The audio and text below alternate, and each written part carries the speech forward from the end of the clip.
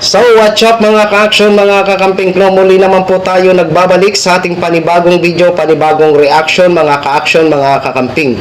Mega love shoutout po sa lahat natin ng mga viewers Luzon, Visayas at Mindanao all over the world. So may gusto lang po ako na i-share sa inyo. Tiyak ikakagulat ho ito ng mga padapa laban. Kasi ang akala ho natin sa ilan sa mga basher natin na nagko-comment sa ating live is sinasabi nilang solid daw ang part ng Mindanao. Ano ho ito? 'Di ba? Ano po ito mga ka-action, mga kakamping? Napakaganda ho mga ka-action, mga kakamping. Dahil inendorso ito si Kiko Pangilinan. Abay, sabi ni Vice President nung pinintasan niya ang bigas ng programa ng Pangulo, nabanggit niya doon kahit ano pa daw ang gawin, hindi na daw buboto ang taga Mindanao. Sabi ko nga, sulit ba ang Mindanao? Ano ito? Si dito ho mga ka-action, mga kakamping, kunan ho natin ng base dito, 'di ba? Ito po, matindi po ito ang nag-endorso kay Kiko Pangilinan ho mga ka-action. Dito kung hindi ho ako nagkakamali, ito po 'yun sa Lanao del Norte. Sa pagbisita niya ho mga ka-action, mga kakamping. So ito po, basahin po natin itong naging caption ng kanyang post at ipi-play ho natin ang video ho mga ka-action. Maraming salamat Commander Bravo sa tiwala at suporta at sa pagkakataong ito. Sama-sama tayong kikilos para sa isang mas mapayapa, mas maganda at mas nakakaisang Pilipinas. Tayo po ay naniniwala na walang kapayapaan kung ang mga kababayan natin ay gutom. Walang kapayapaan kung ang ating magsasaka at mangingisda ay kapos. Walang kapayapaan kung mataas ang presyo ng bilihin at pagkain. Kinakailangan ayusin natin ang pagkalam ng ating mga sikmura at critical ang food security para tayo ay umusad sa tungo sa kapayapaan at kaunlaran. So yun po ang naging caption ng post ni Senator Kiko Pangilinan. So ito na ho ang video. Panoorin po muna natin ito.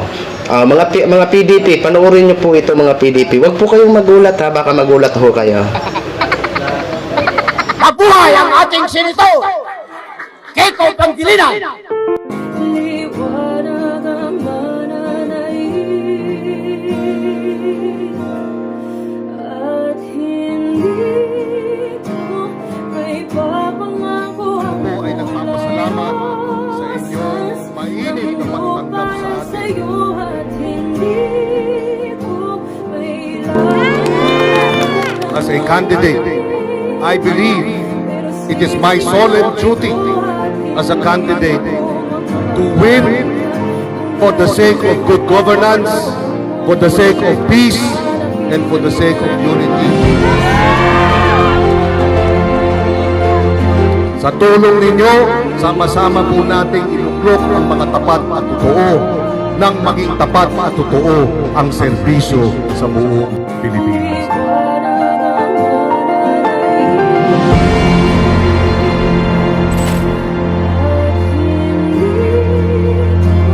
may papangako ang kulay rosas ng mundo.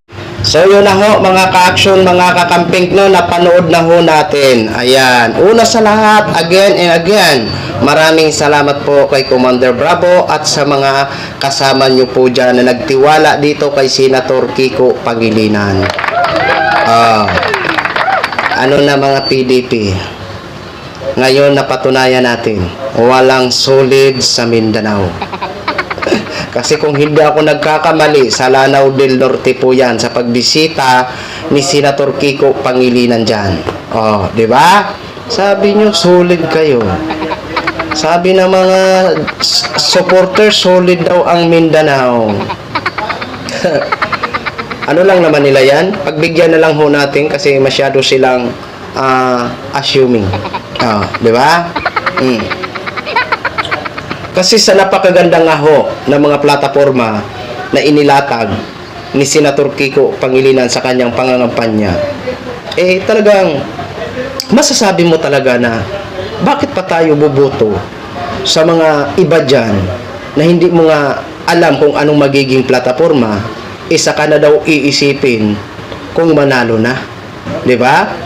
Pipiliin ba nila ang mga ganun? Siyempre doon na sa may konkretong plataforma. At alam ho natin na kapag si Senator Kiko Pangilinan ay sisikapin niya po na ang kanyang mga pangako ay tutuparin niya at mapa-implement niya once na ibalik po siya sa Senado. Kaya ito ho ang ginagawa natin. Puspusa na po ito. Ilang days na lang ho. 'Di ba? Magboboto na ho tayo. At malalaman na ho natin kung sino ang magwagi sa kanila. Kaya sa atin mga ka-action, mga kakamping, napaka-imposible na kulang-kulang tayo 16 milyon. Grabe na hindi pa ito lulusot si Bam Aquino at saka si Kiko Pangilinan at si Heidi Mendoza. 'Di ba? Kung kaya natin ipanalo ang dalawa, bakit hindi natin gawin? Ipanalo pati si Heidi Mendoza, Loc Espiritu kung magkaisa ho tayo. 'Di ba? Kaya yan po ang sinasabi ko. Sa panahon ngayon, kailangan na natin pumili ng matino. 'Di ba? Yung mga dati na hindi naman natin nakitaan talaga na patas ang laban, pwede na natin silang ikisan. Total, nagserbisyo na sila sa atin. Hindi nga lang tayo naging masaya. Etong mga parating na mga bago or mga dating mga galing congressman at dating senador, alam ho natin na ito sila ang magiging susi para umunlad at makatulong sa Pangulo kay Mr. President Bongbong Marcos. So yun lang ho mga ka-action, gin-share ko lang ho sa inyo. Maraming salamat po sa ating mga viewers Luzon, Visayas at Mindanao all over the world. Ako po ang inyong lingkod, si The Action Man. Good evening everyone. Beautiful.